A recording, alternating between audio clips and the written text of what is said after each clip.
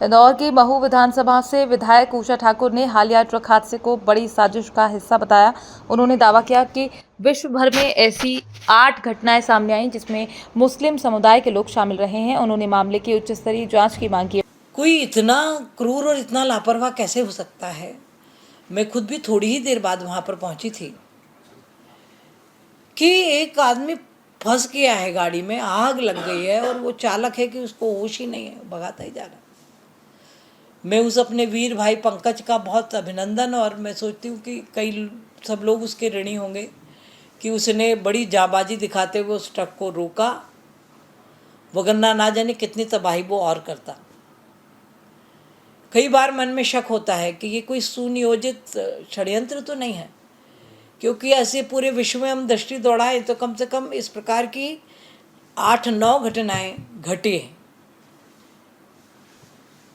फिर इसमें जो साधारण धाराएं लगी उन पर मेरी बहुत घोर आपत्ति है। मैं एसईएस महोदय और माननीय मुख्यमंत्री जी दोनों से प्रार्थना करने वाली हूँ कि ये तो आदतन अपराधी, ये इस ट्रक के मालिक पे भी एफआईआर दर्ज होना चाहिए कि भैया जो पहले ही ऐसे गंदे मुकदमों में अपराधी है उसको आपने गाड़ी चलाने को दी कैसे। और जिन ड्राइवरों पर आपराधिक प्रकरण दर्ज हैं, जो नशा करते हैं, इन सब के ड्राइविंग लाइसेंस रद्द होना चाहिए, क्योंकि ये तो चलते फिरते यमदूत के सीधे ही संदेश लेके कोई नियंत्रण ही नहीं है। वहीं परदेसीपुरा की युवती को धमकी देने के मामले में ठाकुर ने हिंदू परिवारों से बेटियों को संस्कार व सात्विकता सिखाने की अपील की। ऐसी घटनाएं आए दिन आप और हम सब रोज देख रहे हैं, इसीलिए अभिभावकों से प्रार्थना है, बेटियों को साक्षात दुर्गा बनाओ। कहना यही चाह रही हूँ कि प्रदर्शन से हटकर हम साधना और सिद्धि की ओर बढ़े। देखिए, उन पे तो कार्यवाही हो चुकी, एफआईआर भी दर्ज हुई, वो दंडित होंगे, पर हमें भी अधिक संयमित होकर, अधिक संस्कारित होकर देवी माँ के साधक बनना पड़ेगा। उन्होंने संस्था पौरुष द्वारा महिला आरोपियों के शूर्पणखा रूप में पुतला दहन को सराहनीय बताया। जो फैसला लिया है संस्था पौरुष ने, मुझे लगता है कि वो बिल्कुल ठीक है। मातृशक्ति जब इस प्रकार के अपराधों में लिप्त हो जाएगी तो मुझे लगता है कि इस धरती माँ का तो संतुलन ही बिगड़ जाएगा।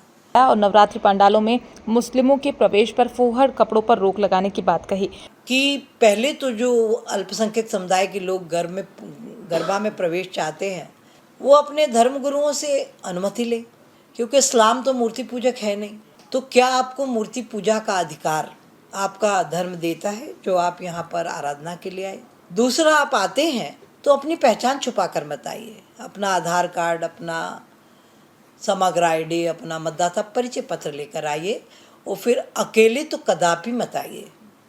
अपनी माँ को लाइए, अपनी पत्नी को लाइए, अपनी बहन को लाइए, और यदि इतनी आस्था है सनातन में तो फिर आप अपनी 5-7-10 पीढ़ी खंगालेंगे तो आप खुद ही सनातनी निकलेंगे।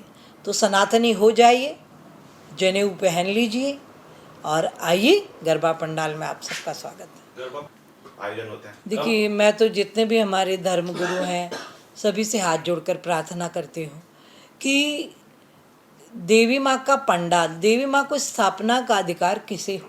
जो खुद साधक हो, जो खुद मंत्रों की साधना करता हो, वो ही देवी पंडालों की स्थापना करे। फिर ये उसकी जिम्मेदारी होगी कि वहाँ किस प्रकार की वेशभूषा में लोग आए, वहाँ पर गीत कौन से बजे, देवी माँ की आराधना किस प्रकार से हो।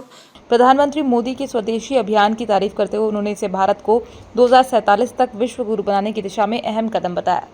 हमारे प्रधानमंत्री जी ने जो मंत्र दिया है स्वदेशी का, हर देशभक्त को स्वदेशी के इस मंत्र को अपनाना चाहिए और अपने देश की आर्थिक समृद्धि में अपना भरपूर सहयोग देना चाहिए।